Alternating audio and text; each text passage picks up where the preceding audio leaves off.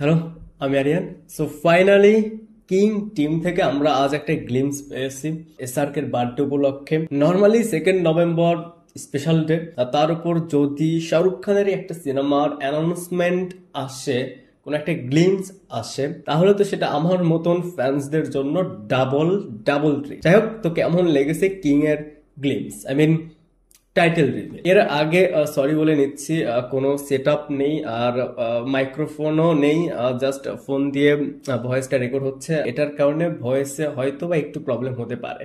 যাই হোক, তো কেমন লেগেছে কিং এর গ্লিমস? ভাই, এক কথাই বললে আমার কাছে দারুণ লেগেছে। দেখেন, শাহরুখ খানকে আমরা যেভাবে চিনি আর এখন আমরা তাকে যেভাবে দেখতে পাচ্ছি, মানে ম্যাচ করানো কঠিন। যদিও শাহরুখ খানকে আমরা পাঠান এবং জওয়ানে ডিফারেন্ট ভাবেই দেখেছি, অ্যান্ড নাও কিং।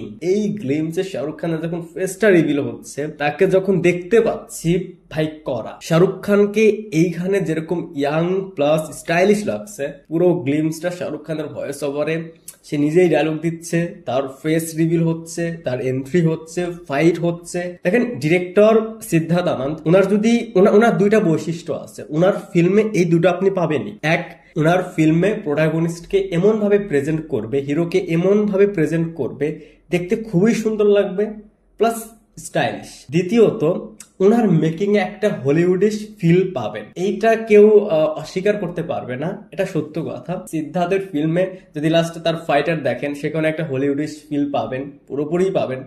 এরপর যদি এর এর আগের সিনেমাগুলো দেখেন, একটা হলিউডিশ ফিল পাবেন। আর যেটা বললাম, সে তার ফিল্মে হিরোকে একটু অন্যভাবেই প্রেজেন্ট করে, যেটার কারণে তাকে দেখতে ভালো লাগে, স্টাইলিশ লাগে। পুরো গ্লিমস শাহরুখময়। যদিও এই ফিল্মের মধ্য দিয়ে শাহরুখ কন্যা সোহানার ডেবিউ হতে যাচ্ছে বিগ স্ক্রিনে, বাট এইখানে এই গ্লিমসে শাহরুখ ছাড়া কেউ না। যাই হোক, পুরো গ্লিমস নিয়ে ডিটেলসে যাচ্ছি না, এমনিতে অনেক লেট করে ফেলেছি। লাস্টে যাকে নিয়ে বলতে হবে সে হচ্ছে অনিরুদ্ধ। অনিরুদ্ধের বিজিএমটা আমি দেখলাম অনেকের কাছে নাকি এটা ভালো লাগেনি। ভাই, এই বিজিএম একটা ক্লাসি ব্যাপার রয়েছে। হয়তো অনেকে চাচ্ছিলেন বা এক্সপেক্ট করেছিলেন জাওয়ানের যে অ্যানাউন্সমেন্ট টিজারটা ছিল, সেইখানে যে বিজিএমটা ছিল, লাইক সেরকম হবে। কিং এর এই গ্লিমসে যে বিজিএমটা ইউজ করেছে, এখান থেকে যেটা বললাম, একটা ক্লাসি ফিল পাওয়া যাচ্ছে। আর এখন যদি আপনি একটু হেভি, একটু লাউড কিছু এক্সপেক্ট করে থাকেন, তাহলে তো একটু খারাপ লাগবে। যাই হোক, ওভারঅল গ্লিমসটা আমার কাছে ভালো লেগেছে। আপনাদের কাছে কেমন লেগেছে সেটা অবশ্যই কমেন্টসে জানাবেন। ভিডিওটা দেখার জন্য অসংখ্য ধন্যবাদ। এই চ্যানেলে যদি প্রথমবারের মতন হয়ে থাকেন, তাহলে প্লিজ সাবস্ক্রাইব। বাই।